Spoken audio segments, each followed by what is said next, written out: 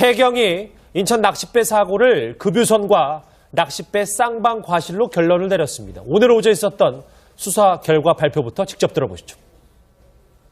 양선박의 횡방향 거리는 약 300m 정도였으며 그 상태로 항해를 하였으면 충돌이 예견된 상태였습니다.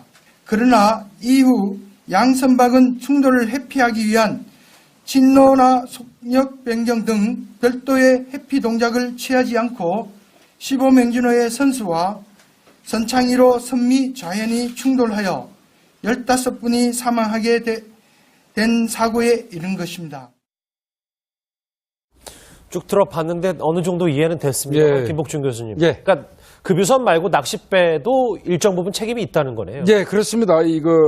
상호, 그러니까 급유선이나 이제 선창 2호나 두 사람의 그 선장이 상호 간의 추돌 방지를 위한 조치를 취했어야 되는데 양쪽 다 그런 조치를 취하지 않은 과실로 인해서 이번 사고가 야기됐다. 따라서 양쪽 다 쌍방과실이라고 일반적으로 얘기하죠. 예. 이제 쌍방과실로 보는데 다만 이제 그 선창 1호 선장 같은 경우는 현장에서 사망했지 않습니까?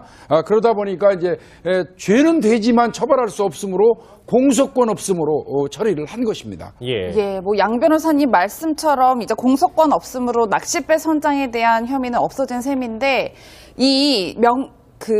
급유선의 선장과 갑판원에 대해서는 지금 업무상 과실치사와 치상 등의 혐의로 검찰이 송치를 한 상태란 말이에요. 앞으로 절차가 어떻게 진행된다라고 봐야 될까요? 앞으로는 일단은 지금은 이제 구속 상태에서 사실은 검찰이 송치됐기 때문에 정확하게 100%는 아니지만 실형이 가능성이 굉장히 높다라고 점쳐지고 있고요.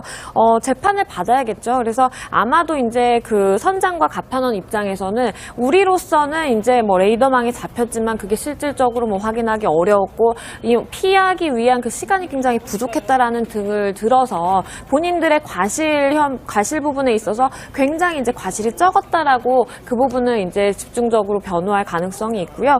업무상 과실치사상뿐만 아니라 사실 업무상 과실 선박 전복죄까지 같이 적용이 되고 있습니다. 그렇기 때문에 이 과실 전복 같은 경우에만 하더라도 3년 이하의 징역에 처해질 수가 있거든요. 예. 그래서 형량은 다소 무겁게 나오지 않을까 싶습니다. 여러분 저 화면 지금 나오는 거 함께 같이 보실까요? 오늘 오전에 해경이 저희 3D로 재현, 그러니까 당시 사고 상황, 급유선과 낚싯배가 어떻게 충돌을 했고 쌍방과실로 결론을 짓는 과정에 어떤 게 있었는지 저렇게 3D로 구현을 했습니다.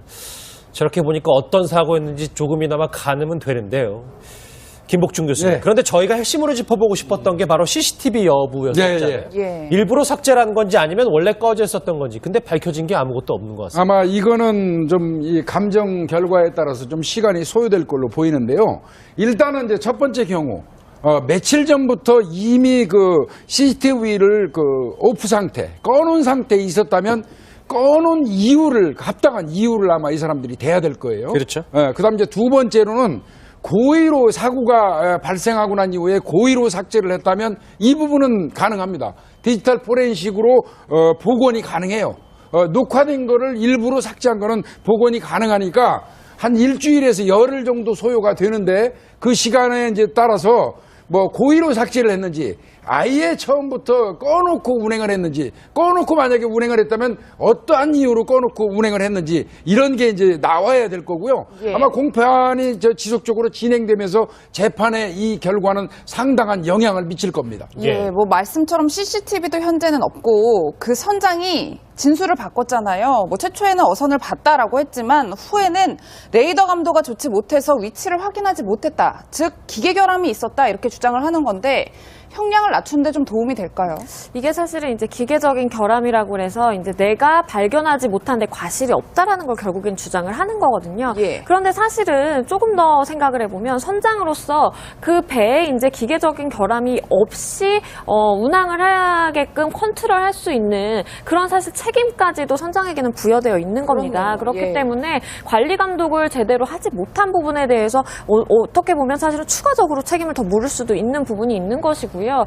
기계적인 결함이 있는지 여부는 아마도 이제 수사 과정에서 그리고 재판을 하는 과정에서 다 이제 밝혀질 수 있는 부분이라고 생각을 합니다. 그래서 기계적인 결함이 일부 있었다고 하더라도 그걸로 본인의 책임을 완전히 그냥 비껴갈 수 있는 게 아니라 기계적 결함이 그럼 왜 발생을 했는지 제대로 관리를 한 것인지 여부까지도 판단하게 될 것으로 보입니다. 급유선과 이 낚싯배 쌍방과실로 결론이 난 이 낚싯배 사고 수사 결과 오전 얘기로 짚어봤습니다. 본인들의 과실 부분에 있어서 굉장히 이제 과실이 적었다라고 그 부분을 이제 집중적으로 변호할 가능성이 있고요.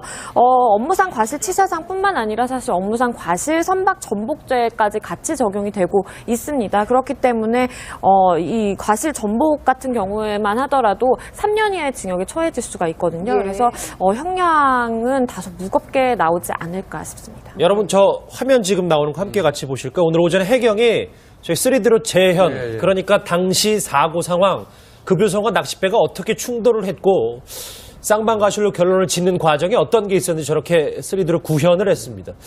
저렇게 보니까 어떤 사고였는지 조금이나마 가늠은 되는데 뭐 양 변호사님 말씀처럼 이제 공소권 없음으로 낚싯배 선장에 대한 혐의는 없어진 셈인데 급유선의 선장과 갑판원에 대해서는 지금 업무상 과실치사와 뭐 치상 등의 혐의로 검찰에 송치를 한 상태란 말이에요. 앞으로 절차가 어떻게 진행된다라고 봐야 될까요? 앞으로는 일단은 지금은 이제 구속 상태에서 사실은 검찰에 송치됐기 때문에 뭐 정확하게 100%는 아니지만 실형이 가능성이 굉장히 높다라고 점쳐지고 있고요. 재판을 받아야겠죠. 그래서 아마도 이제 그 선장과 갑판원 입장에서는 우리로서는 이제 뭐 레이더망에 잡혔지만 그게 실질적으로 뭐 확인하기 어려웠고 피하기 위한 그 시간이 굉장히 부족했다라는 등을 들어서 쭉 들어봤는데 어느 정도 이해는 됐습니다. 예. 김복준 교수님. 예. 그러니까 급유선 말고 낚싯배도 일정 부분 책임이 있다는 거네요. 예, 그렇습니다. 상호, 그러니까 급유선이나 이제 선창 2호나 두 사람의 그 선장이 상호 간의 추돌 방지를 위한 조치를 취했어야 되는데 양쪽 다 그런 조치를 취하지 않은 과실로 인해서 이번 사고가 야기됐다. 따라서 양쪽 다 쌍방과실이라고 일반적으로 얘기하죠. 예.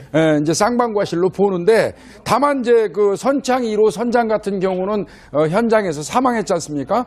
그러다 보니까 이제 죄는 되지만 처벌할 수 없으므로 공소권 없음으로 처리를 한 것입니다. 예. 예. 해경이 인천 낚싯배 사고를 급유선과 낚싯배 쌍방 과실로 결론을 내렸습니다. 오늘 오전 있었던 수사 결과 발표부터 직접 들어보시죠. 양선박의 횡방향 거리는 약 300m 정도였으며 그 상태로 항해를 하였으면 충돌이 예견된 상태였습니다.